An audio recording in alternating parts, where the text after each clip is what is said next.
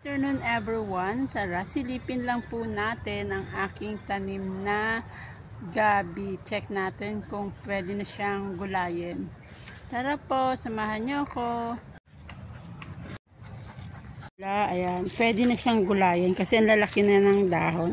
So, ayan ang aking gabi. Siguro naulanan to kaya ano kayang nangyari dito? Bakit siya umano? Laki pa naman ng dahon niya mga mamsi. Ayan. Yan, puro gabi po yan. So, ayan. Ay, nasira na. Kailangan na siyang gulayin. Kailangan na siyang harvestin. So, punta tayo sa isa likod na marami din siyang gabi. Yan. Ito pa. Baka next week, ito po ay i-content na natin sa ating laing. Ayan.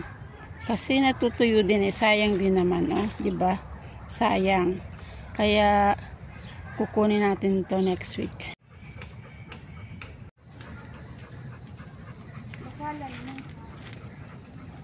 Napakatataba. Napakatataba ng dahon, oh. Lapad. Yan guys ay matagal ko na siyang tinanim. Kapag maaraw siya, nawawala siya. Pag umulan naman, sisibol uli siya. Ayan, ang tataas niya. So, ayan. Pwede nang pambenta. Laki. Laki ng dahon. Ayun pa.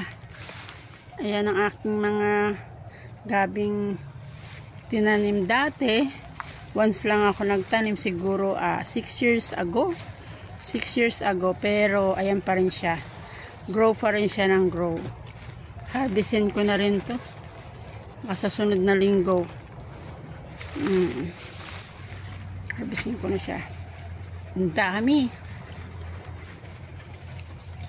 Yan, hanggang sa susunod na lang. Sa susunod, harvestin ko na to. Papakita ko ulit sa inyo. Yan.